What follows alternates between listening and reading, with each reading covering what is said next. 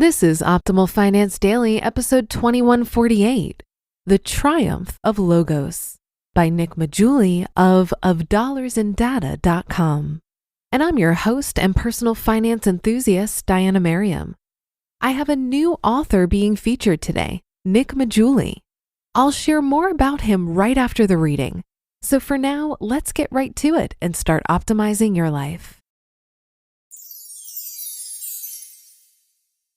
The Triumph of Logos by Nick Maggiulli of $dollarsandData.com. In ancient Greek philosophy, there were three ways you could try to persuade someone. You could appeal to their emotions, what was known as pathos. You could appeal to authority or expertise, which was ethos. Or you could appeal to reason and logic, known as logos. These three techniques, pathos, ethos, and logos, had a profound impact on how people tried to persuade others throughout history.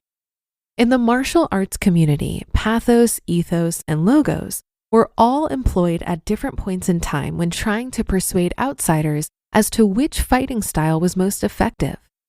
As Alan Farrington and Sasha Myers highlight in Bitcoin is Venice, initially the martial arts community relied on pathos.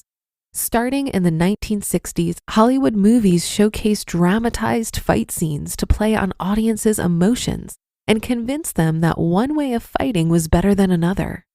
Following this, the community reoriented to focus on ethos or appealing to an authority figure such as a sensei or teacher.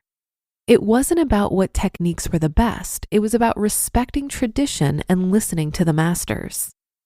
Unfortunately, neither pathos nor ethos allowed one martial art to be tested against another. We didn't know if karate was better than kickboxing or judo was superior to taekwondo. It wasn't until the 1990s when the Gracie family popularized their style of Brazilian jiu-jitsu and created the Ultimate Fighting Championship, or UFC, that changed everything. With the UFC, every martial art could be pitted against every other. We didn't have to rely on what an expert claimed in their dojo. We could test it on the octagon instead. It was a logical way to determine which fighting style was the best. It was logos. Long story short, after many tests, the Gracie family and their Brazilian jiu-jitsu reigned supreme. Logos succeeded where pathos and ethos had failed. The same thing is happening in the personal finance community. An area that was once dominated by appeals to emotion and authority, pathos and ethos, is now being inundated by those using data and reason, or logos. If you want to understand this transition, consider one of the most well-known personal finance books of all time, Think and Grow Rich by Napoleon Hill. Written in 1937, the book focuses on how your mindset influences your wealth. The idea is that you can simply think your way to riches. As Hill states, quote, "When you begin to think and grow rich, you'll observe that riches begin with a state of mind, with a definiteness of purpose, with little or no hard work," end quote. As intriguing and emotionally appealing as this idea is, unfortunately, it has no basis in empirical reality. Like many other such works in personal finance, the core idea of the book is about getting rich quickly and easily by following a simple set of mental principles. Unfortunately, this is the problem with pathos in the personal finance community.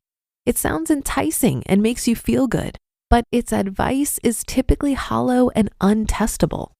As stated in Bitcoin is Venice, quote, "Knowledge arrived at by pathos can of course be legitimate, but we can only know this by providing a proof. If practical, a proof requires a test. In fact, the point in these circumstances is to avoid such a test at all cost. It's the feeling of knowledge that must be preserved, not the fact of it or lack thereof," end quote. The fact remains that there's really no way to test whether your mindset actually makes any difference when it comes to building wealth.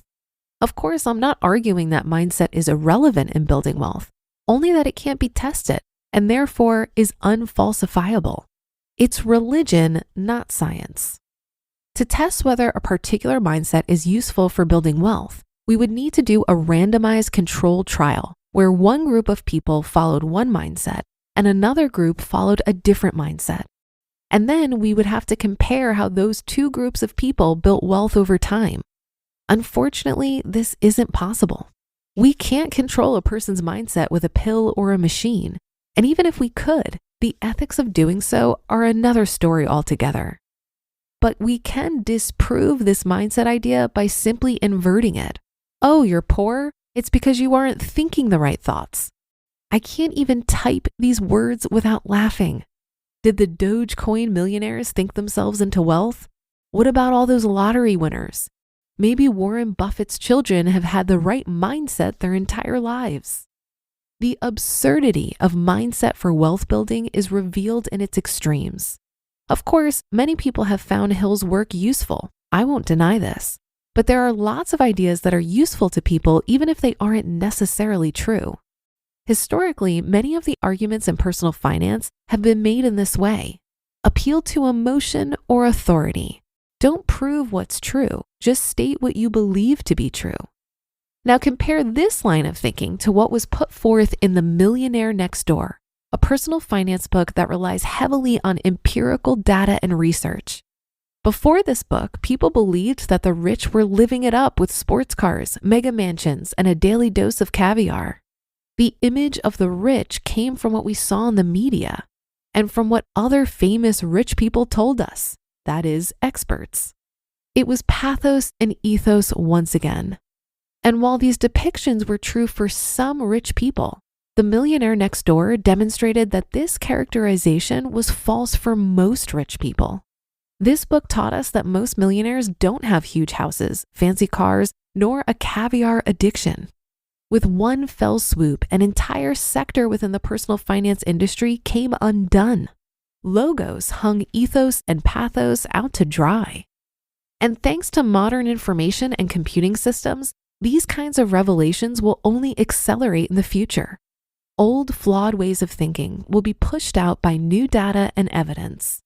This has been my goal each and every week on Of Dollars and Data, and with the publication of my book, Just Keep Buying.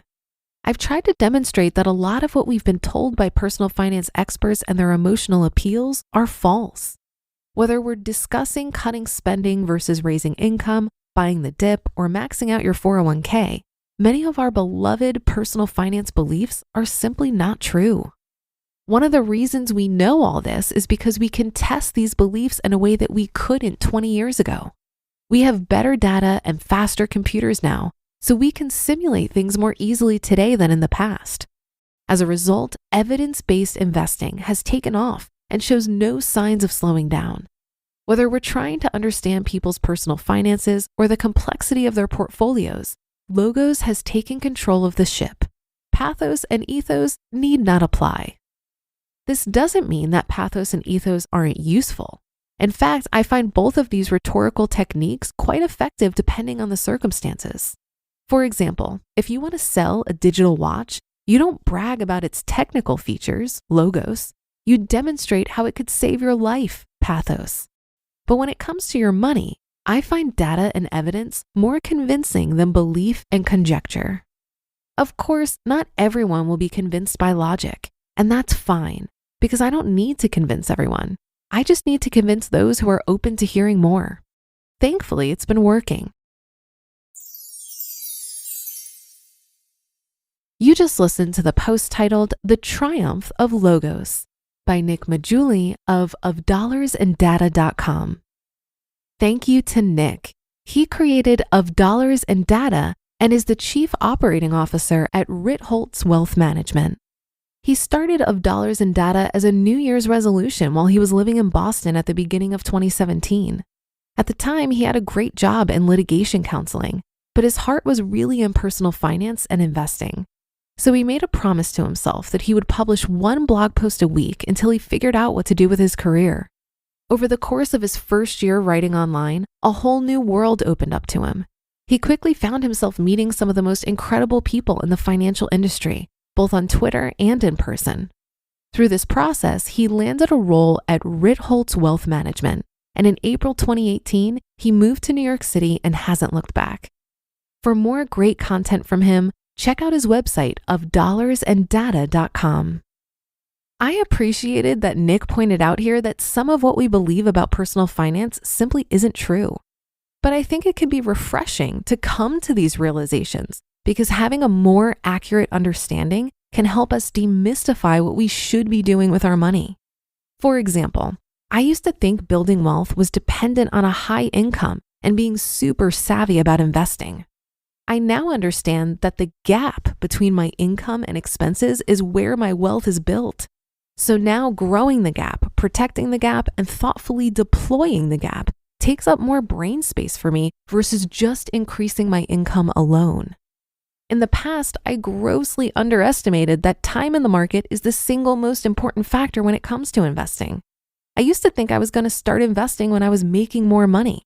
But once I learned about the power of compound interest, I developed more of a sense of urgency. And finally, when I learned that I don't need to beat the market to reach my financial goals and that total market index funds are actually the best bet for me, it was liberating. I'm convinced that the financial services industry is bent on making personal finance and building wealth appear more complex than it actually is. But I'm grateful for writers like Nick who present compelling data and evidence that empower us to take control of our financial futures. That should do it for another edition of Optimal Finance Daily. Have a great rest of your day and start to your week, and I'll see you tomorrow where your optimal life awaits.